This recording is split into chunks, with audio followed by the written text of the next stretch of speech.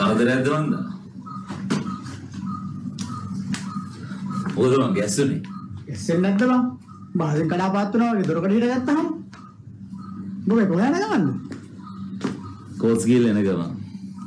නිකම්ට mobile යන්න හිතුණා.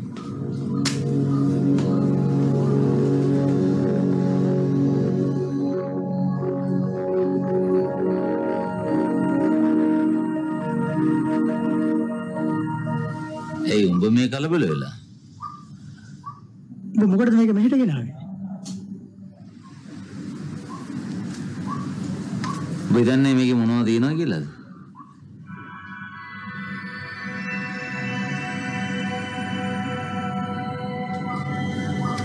නිරේෂ් උඹ පොරෙක් පංචාකාරයක් නොවන හින්දායි මේ පින්තූර ටික දැක්කාම උඹ ඔච්චර කලබල වෙන්නේ. මම මේක ඇත්ත නැත්ත හොයන්නේ මේ කාවත් හිරේ විලංගුවේ දාන්නවත් එල්ලුම් ගසවන්නවත් නෙමෙයි. ඇත්ත ඇති ඇතින් තේරුම් අරගෙන මොකක් හරි වැරද්දක් වෙලා තියෙනවා නම් ඒක නිවැරදි කරන්න.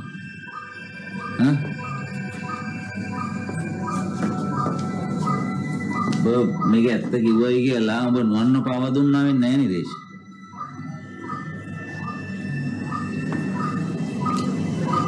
මට ඇත්ත කියපන්. මේ ෆොටෝස් ටික ගත්තේ උඹද නොවන්ද? ෆොටෝස් ටික ගත්තේ උඹලා දෙන්නා කවුරුණත් මේක පෝස්ට් කරලා දෙන්නේ උඹ. මොකද මම එහෙම කියන්නේ මේක පෝස්ට් කරලා දෙන්නේ එහා පැත්තේ ඒජන්සි පෝස්ට් ඔෆිස් එකකින්.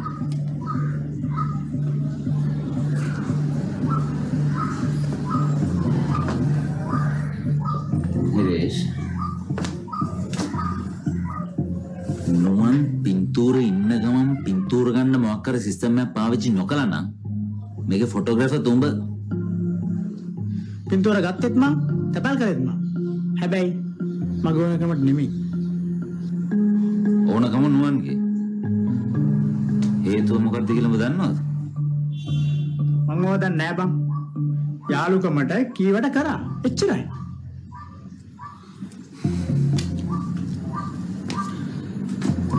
නිරේෂ් මේකෙන් උඹ අමාරු වෙන්නේ නැහැ. ඔබට තියන නුවන්ටවත් මේකෙන් කරදරයක් වෙන්න මං ඉඩ තියන්නේ නැහැ.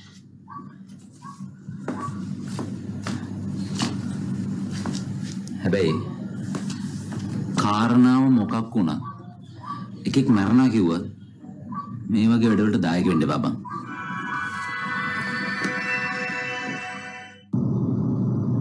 මොකද නෝන් හදිසිය? මං අංකල්ට එන්න කිව්වේ පොඩි පෞද්ගලික කාරණාවකට. මේ කාරණාව මං ගෙදරට ඇවිල්ලා කිව්වනම් අංකල් කොහොම වෙතත් කුෂානි නිකන් කලබල වෙයි. ඒකයි මං අංකල්ව මගදී මෙහෙම මුණ ගැහෙන්න තීරණය කරේ. මොකද්ද ඔය කියන කාරණාව? ඊයේ රෑ ඉඳලා පබා ඉන්නේ අපේ මහගෙදර අංකල්.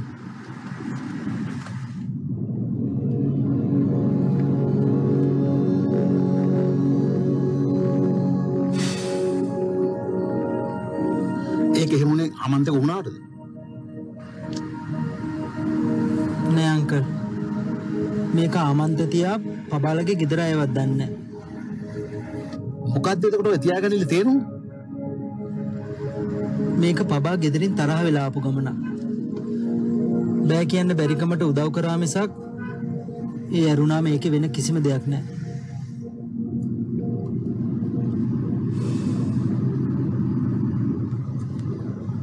මම මෙහෙම කියන්නේ තමුණුත් මගේ දරුවෙක් වගේ හින්දනුවන්.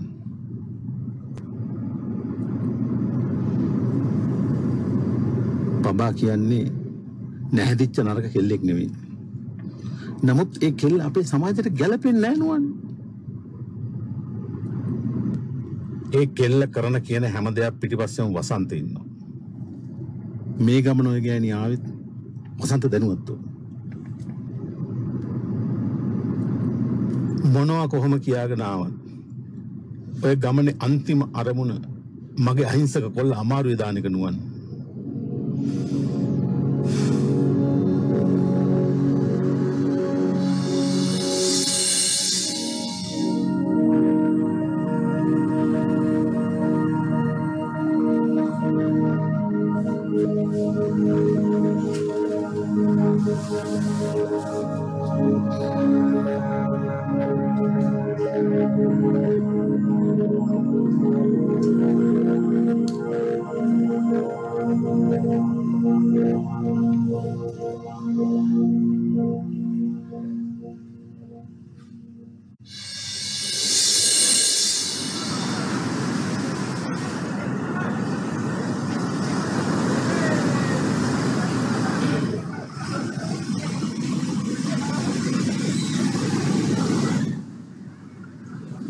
මම මේ විරුද්ධ වෙන්නේ ගරහන්නේ පබාගේ දුප්පත්කමටම නෙවෙයි නුවන්.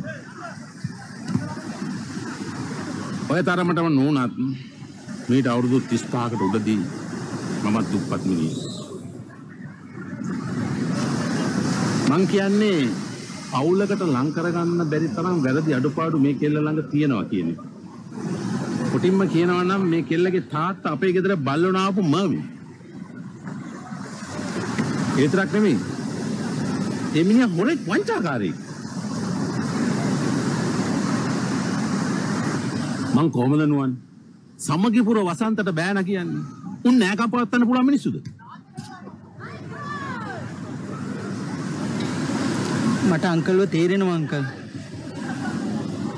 ඒත් ඉතින් දැන් පබයි ආමන්තයි අතර කිසිම සම්බන්ධයක් නැහැනේ. ඒ අපි හිතන විදිය නුවන්. ඇත්ත ඒක නෙවෙයි. කොයි වෙලාවක හරි ආමන්ත ඔය කෙල්ල ලන්ඩන් ගෙන්න ගන්නවා.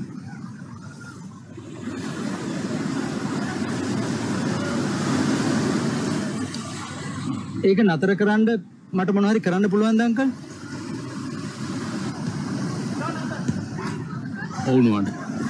මං ඒකමයි නුවන් හොයාගෙන ආවේ.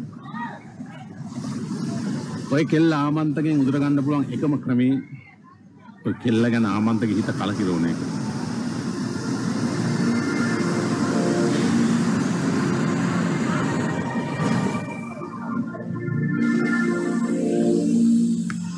පබා මේ දවස්වල ඉන්නේ නුවන්ලෑ ගෙදර කියලා ආමන්තට පෙන්වන්න පුළුවන් වුණොත්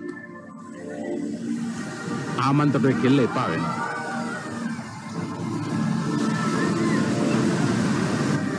නුවන් තනිකඩය වෙච්ච එකේ ඔයාට මට උදව් කරන්න පුළුවන්.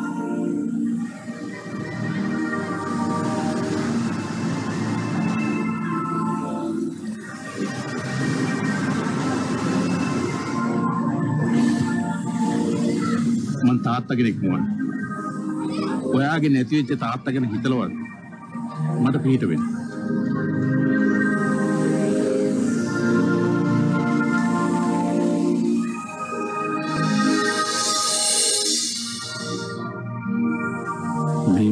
ඉස්පිරිතාලේ ඉන්න වෙලාවේ කාගේ හරි අතට මේ පින්තූර ටික ගියොත් හැම දෙයක්ම අවුල් වෙනවා.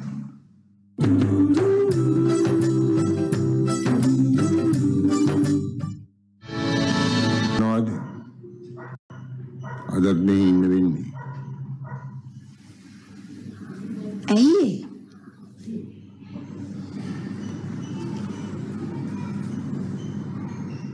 නුවන් මහත්තයා ඇක්සිඩන්ට් වෙලාලු. තේ හාමුදුරුවනේ. ගොඩක් තුවාලද? ගොඩක්ද ටිකක්ද කියලා කියන්න මම දන්නේ නැහැ. ඉස්පිරිතාලට නම් ඇඩ්මිට් කරලාලු. අනේ පව්.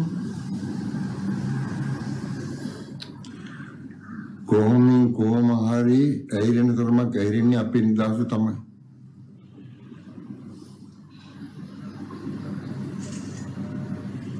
මේ හැම දෙයක්ම අපේ දරුවා වෙනුවෙන්නේ අයියේ. ඔය කියන විදිහට හෙට අනිද්දා දරුවගේ කසාදේ කෙරුණොත් අපිට බැරිය හැම දෙයකින්ම පැත්තකට වෙලා ඉන්න. මාත් ඒ ගැන හිතලා තමයි හිත හදාගෙන ඉන්නේ නංගි.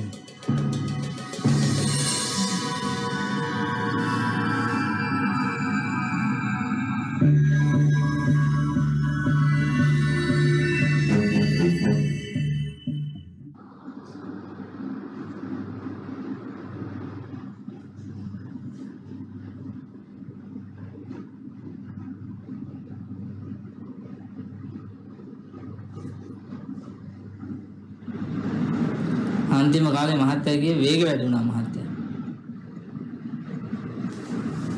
ඉක්මන් කොටය කියන්නේ නැහැ. අන්තිමට ගිහලා එනගත නේද අපායි දොරකඩම.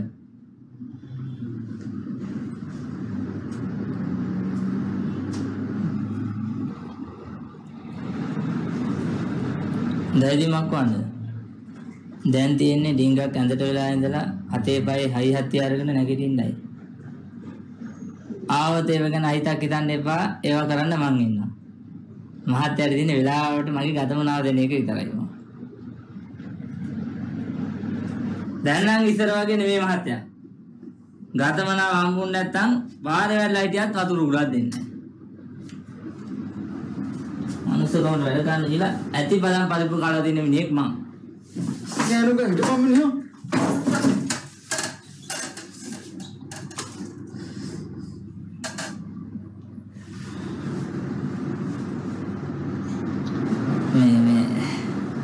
සෑට කණ්ඩායමක් නම් අපේ ගෙවල් ගාව රංගනයකින් මාළු ඇඹුල් තියලා ගින්දර වගේ බත් පාර්සලයක් ගෙනත් දෙන්නද?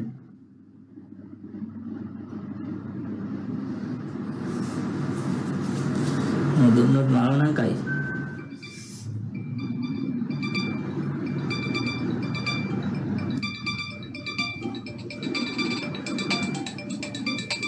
ඔක ඔන් කරලා කනට තියෙනවා.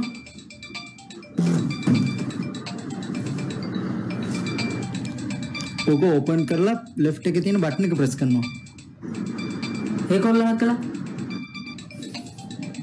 ඒකල කනේ තියෙනවා.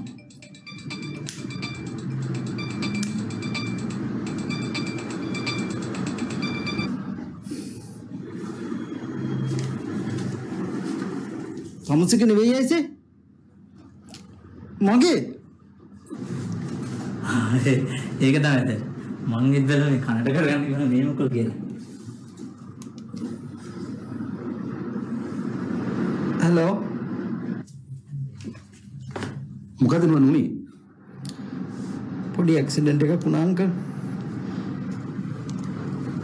මං දැන් හොස්පිටල් එකේ ඉන්නේ. ගොඩක් අමාරුද? ගොඩක් අමාරුයි අංකල්. මොනවද වෙලා තියෙන ඩැමේජස් කියලා මමවත් තාම දන්නේ මේ ලෙඩ දුක් අස්සේ මෙහෙම අහනවට මොකද හිතන්න එපා නෝන. මේ අර පබාගේ වගේ පින්තූර ටික ගෙදර තිබිලා කාටවත් අහුවෙන්නේ නැහැ නේද? නෑ අංකල්. එහෙම ප්‍රශ්නයක් වෙන්නේ නැහැ. කැමරා මෙමරි කියවත් මේ පින්තූර නෑ නේද?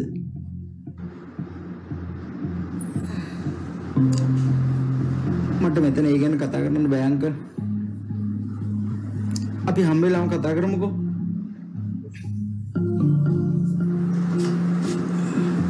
ඔක ඔෆ් කරලා දානවා. දැන් මේක තාම ඉන්නවනේ. ඔක ඔෆ් කරලා දානවා මිනිහෝ.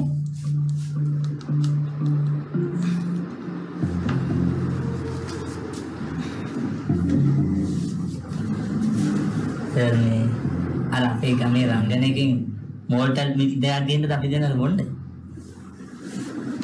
හරි. මම පොඩ්ඩක් ගෙලින් ඉන්නම් සර්. සර්ට මොනාරි වුණොත් පොඩි කෙන්දිරියක් ගන්න. මම දොර ගාව ඉන්නේ. මං ගිහලා එන්න සර්.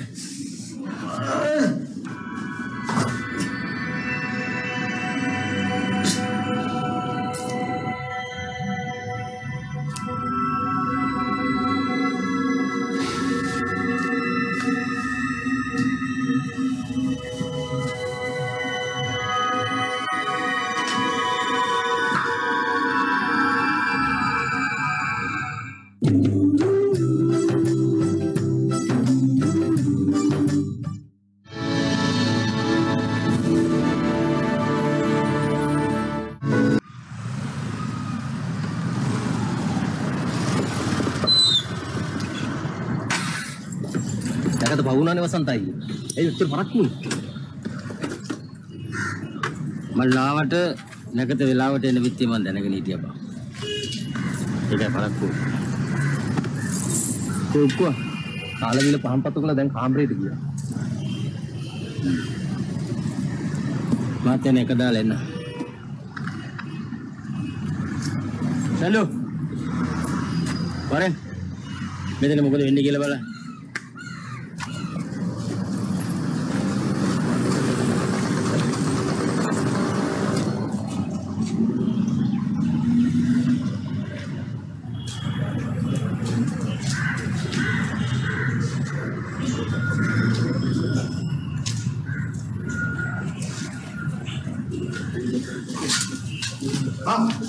Dokter, මොකෝ පරක්කු? අද හිමාලයේ ගමේ ක්ලිනික් එකේ අන්තිම දවසේනේ බා. ඒක ටිකක් පොඩ්ඩක් සෙටි කරලා. නගවල් පුතුමා ඉන්න කාමරේ. අසන්ත කියලා කතා කරගෙන ඉන්නේ. මම තාක් ගාන මේක දීලා එන්න. යා. හරි.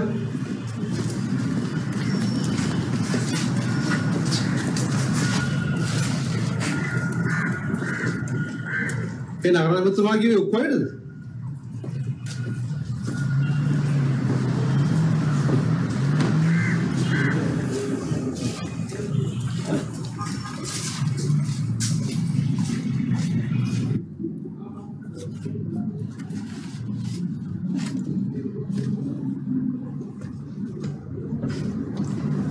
දැන්ට කරගෙන යන වැඩ කිසිම දෙයක් නතර කරන්න ඕනේ නැහැ.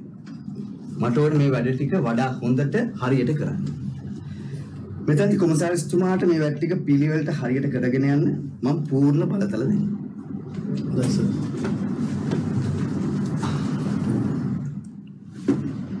ඒවස දැන් ඇතුළට වෙමු.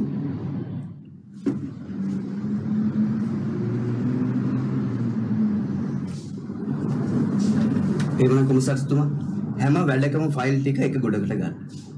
ඊට නිවාඩු දවසේ හම්බ වෙලා අපි ඔය වැඩ ටික තීරුම් කරගමු.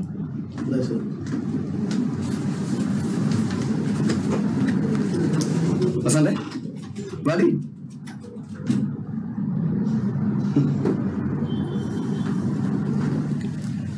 සල්ලෝ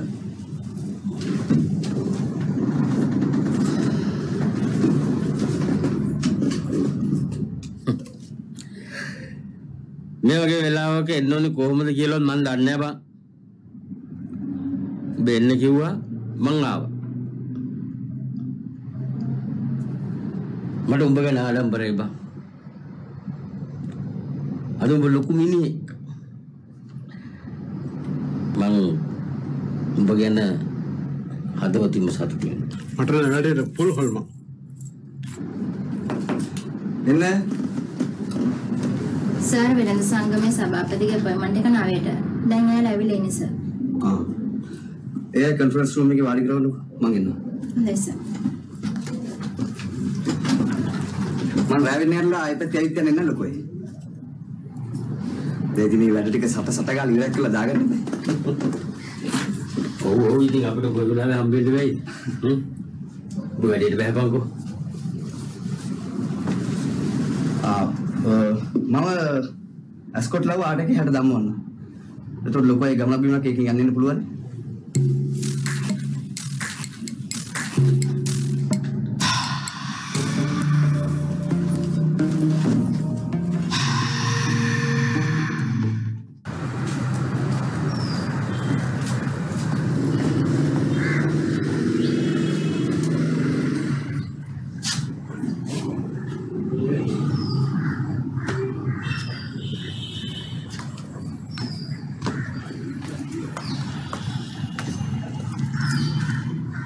දැන් ඉතින් උකෝ යාලනා බොරු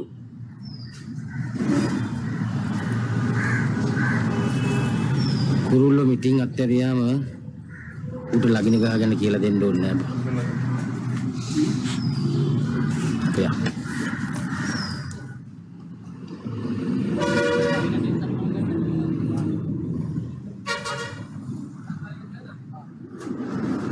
වෙහිකල් එකේ ඉන්ෂුරන්ස් වැඩ ටික මම මිස්ටර් වික්‍රමසිංහ ලව්වා ඊට කරවලා දෙන්න. ඒක කරන්න මෙහාට මිනිස්සු ගේන්න ඕනේ නැහැ කරදරයිනේ.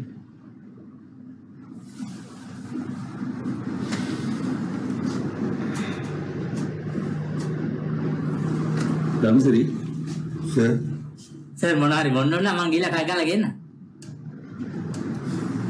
නෑ හවුල් නැත්තම් ඕනේ නෑ සර්.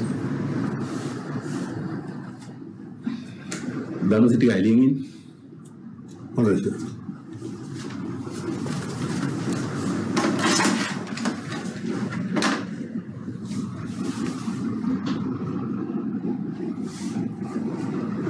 තමසේ දෙලින් ඉන්න.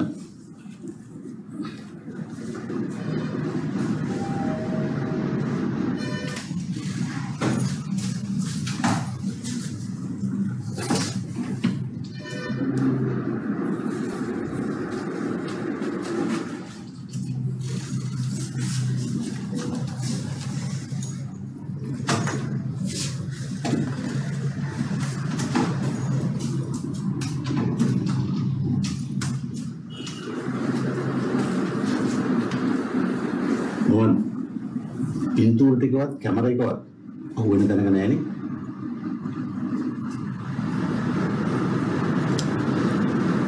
නෑ අංකල්. මං ඒ ටික එහෙම් පිටින්ම ඩිස්ට්‍රොයි කරා. ඒත් බානුක මේ හැමදේම දන්නවා අංකල්. දන්නවා කිව්වේ?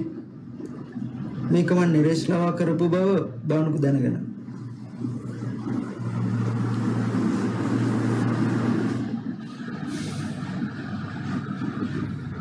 නුවන් මේක කරේ මගේ කීමට කියලා මෙයා දන්නවද? නෑ. ඒක නම් දැනගන්න විදියක් නෑ. ඒක දන්නේ මම විතරනේ අංකල්.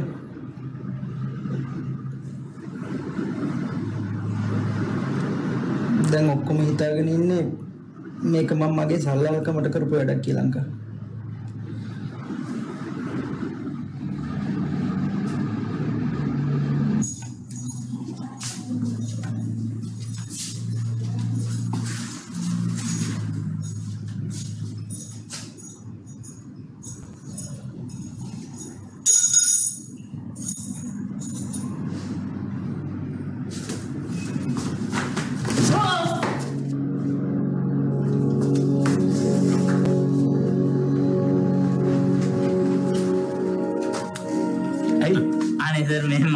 දොට තට්ටු කරේ මේ ධර්මසිරි අයියා මගේ ඔළුවෙන් අල්ලලා තට්ටු කරේ සර් අම්මා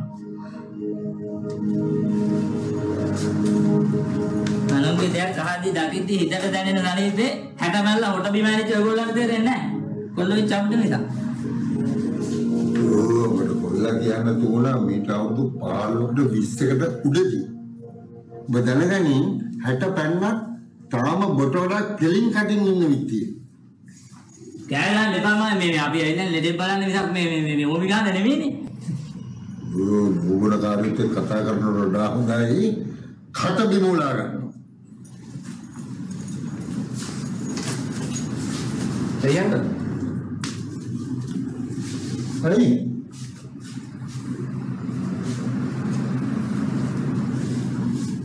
ඉස්සෙල්ද කොහෙද? නේ.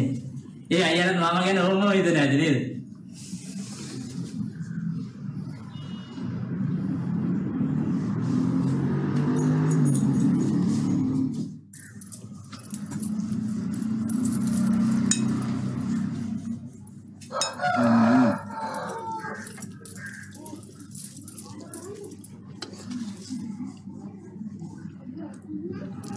උක්කේ පත්තිමෙන් ලකේට තිබුණාද සැන්ඩ? කින්දර වගේ. ඔය පාණපත්තු කරන කේස් එකට අපේ ලොකුටත් කතා කරුවද? ආයාලා. අන්තිමට ගානෙන් උක්කුවා ගොඩ ගියා. ගොඩ ගියා? උක්කුවා නෙවෙයි. එයා නගරාධිපති. ඒ කොච්චර රජ වුණත් අපේ එක ඉස්සරහා ඌ බලුනේ බං. ඡන්ද දෙවල බලන්න. මොනවද බලන්න තිබුණේ ගියානම්? නගරාධිපතිතුමා වසන්තය තඹේකට ගණන් ගත්තේ නෑ. එහෙනම් ඔබ ආපු ගමන් කිව්වේ අපේ ලොකු පානපත්තු කරලා කිරිබතුත් කෑවා කියලා. ඒ ඉතින් යා මට කියන්න කිව්වේ තියෙන්නේ. ඔකට තමයි ලතෝ කියන්නේ ඇත්ත තිත්තයි සීනි පෙන්ඩරයි කියලා.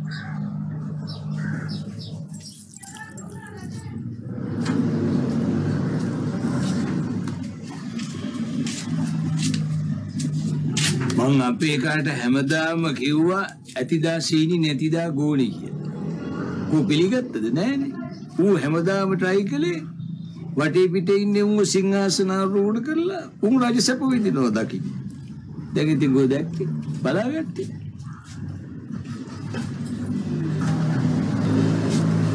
ඌ කරන කියන දේ හොඳ නරක මෙලොවදී නැතත් එලොවදී අත්විඳීවි.